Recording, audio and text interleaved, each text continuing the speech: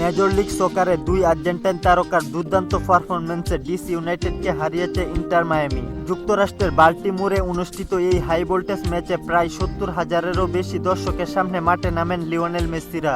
ম্যাচের শুরু থেকে আক্রমণাত্মক ফুটবল খেলে 17 মিনিটেই এগিয়ে যায় ইন্টার মায়ামি। মিডফিল্ড থেকে দারুণ আক্রমণ তৈরি করে ইন্টার মায়ামি। বক্সের ভিতর সেবুগিয়ার বাড়ানো বল থেকে আর্জেন্টাইন তারকা রদ্রিগো ডি পল নিখুঁত শটে গোল করে মায়ামিকে এগিয়ে নেন। প্রথম গোলের ধাক্কা কাটিয়ে ওঠার আগেই আবারও আঘাত হানে ইন্টার মায়ামি। ম্যাচের 27তম মিনিটে জাদুকরী মুহূর্ত উপহার দেন লিওনেল মেসি। আর্জেন্টাইন তরুণ সিলভেলেত্তির বাড়ানো লং বলে দুর্দান্ত গতিতে বক্সে ঢুকে নিয়ন্ত্রণে নিয়ে বাঁ পায়ের চিপ শটে নজরকাড়া গোল করেন মেসি। এটি ছিল লিওনেল মেসির ক্যারিয়ারে 899 নাম্বার গোল। আর এক গোল পেলেই 900 গোলের মাইলফলক স্পর্শ করবেন তিনি। প্রথমার্ধে 2-0 গোলে এগিয়ে থাকা ইন্টার মায়ামি দ্বিতীয়ার্ধে একটি গোল হজম করলেও শেষ পর্যন্ত 2-1 গোলের গুরুত্বপূর্ণ জয় নিয়ে মাঠ ছাড়ে। ম্যাচে গোল করে আবারও নিজের গুরুত্ব প্রমাণ করলেন লিওনেল মেসি। আর মিডফিল্ডে দারুণ পারফরমেন্স দিয়ে নজর কাড়েন রদ্রিগো ডি পল। খেলাধুলার গুরুত্বপূর্ণ আপডেট পেতে আমাদের চ্যানেলটি সাবস্ক্রাইব করে পাশেই থাকুন।